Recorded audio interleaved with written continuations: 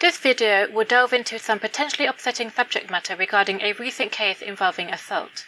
If that is something that could potentially trigger you, I would advise you to give this one a miss and to instead take care of your well-being. In the wake of prominent booktuber Daniel Greene and renowned author and TV showrunner Neil Gaiman both being accused of sexual misconduct, I wanted to offer a few thoughts around this continual phenomenon as it appears in artistic spaces and lessons we ought to learn from it. If you're a woman, this video is especially for you, so please listen closely. While going over the particulars of each case involving the men in question, I started noticing some troubling patterns in both the alleged perpetrators, how they purposely marketed themselves as having this sensitive softboy persona who champions the rights of the marginalized, especially feminism. It becomes a useful guise under which they are able to infiltrate spaces dominated by individuals who are often vulnerable, mistrusting of men, and seeking bedfellows in the struggle for our rights. It's an environment rife for manipulation and deceit and, unfortunately, abuse, something these men particularly take advantage of for their own ends. Now, I understand the internet is a hostile landscape for women at the best of times, filled with men who cannot wait to spew their misogynistic swill for the delectation of a disillusioned male audience, more than eager to swallow their poison. I also understand that many of us are tired. We're tired of being wary. We're tired of feeling on edge. We want to trust the men in our lives are reliable allies, safe to open ourselves up to and lay ourselves bare with. Undergoing the process of avoiding the overt reactionary word pillar is demoralizing enough, without then having to take the microscope to the men in our political circles too.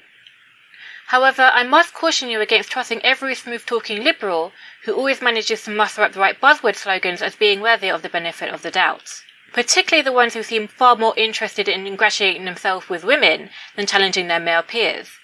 Particularly the ones who seem eager to slide into your DMs to rapidly escalate your relationship into being one with a romantic or sexual context. This is a clear and repetitive pattern that can easily take place over a period of weeks, months, years. Never underestimate a predator's ability to have patience before he strikes, because he will want to ensure he has the optimal conditions to offend and get away with it. Always question the intentions of a man getting overly familiar with you in a private context. Don't ignore your gut when he makes a remark that unsettles you, when he acts in ways that discomfort you, when he deliberately confuses the boundaries between your relationship so that he can trample them without reproach. Men have proven the moment they get even a whiff of money or fame that they will use it to get the women they've always wanted. And if they come from a background of social abjection, the way many nerdy men do, then this desire may have festered with resentment and spite, to the point that he wanted to get his own back on you for a perceived slight you had nothing to do with.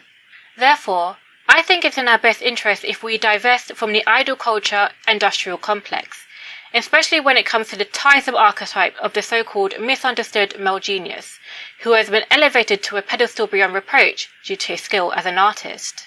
I will be frank when I say that allowing men that pedestal has contributed far more ill to the world than it has done good, and many of them have shown, over and over, that they will happily bask in the praise of millions, whilst demanding we ignore the discarded bodies of women and children sacrificed on the altar of their insatiable appetites.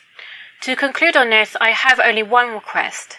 Constantly vet the men in your life, hold them to impossibly high standards, and stay vigilant for when a man who talks the right talk and holds the right politics manages to glide his way into your circle with ease. Remember, talk is cheap. Always judge a man's character by his actions.